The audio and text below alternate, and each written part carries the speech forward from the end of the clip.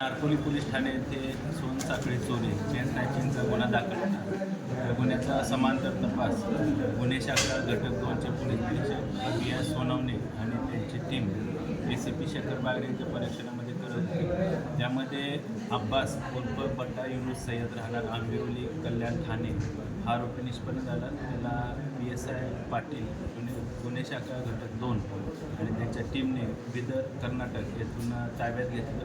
त्याच्याकडून एकूण 20 चेन स्नॅचिंगचे गुन्हे उघडकीस आले आहेत. ज्यामध्ये 232 ग्रॅम सोनं ज्याची किंमत अंदाजे 30 लाख इतकी आहे इतकं सोनं जप्त करण्यात आलेलं आहे.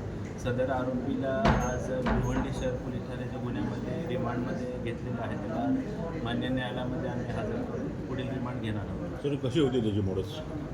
हा आरोपी हा खडकपाडा पोलीस स्टेशन येथे दाखल होता मोक्याचा गुन्हा.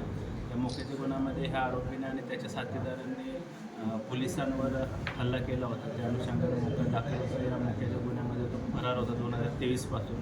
त्यानंतर देखील त्याने ठाणे पोलीस आयुक्तालयाच्या क्षेत्रामध्ये विविध प्रकारचे चेन स्नॅचिंगचे गुन्हे केले होते आणि त्याच्यावर यापूर्वी देखील काही चेन स्नॅचिंगचे देखील गुन्हे दाखल आहेत.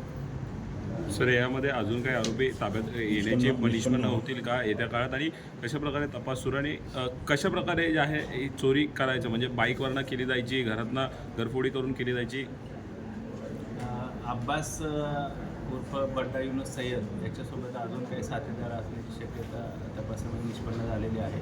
त्याचबरोबर त्यानं सोनसाखळी चोरी करत असण्याच्या गुन्ह्यामध्ये जे सोनं चोरलेलं आहे ते कुठल्या ज्वेलर्सला विकलेलं आहे किंवा अजून पण त्याचे साथीदार या गुन्ह्यामध्ये सामील आहेत का, त्या अनुषंगाने गुन्हे शाखा घटक 2चं पथक अधिक तपास करत आहे.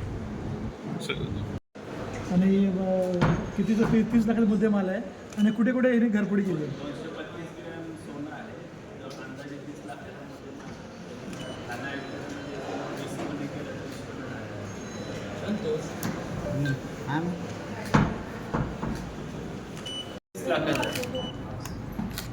तुझा आरोपी किती आहे?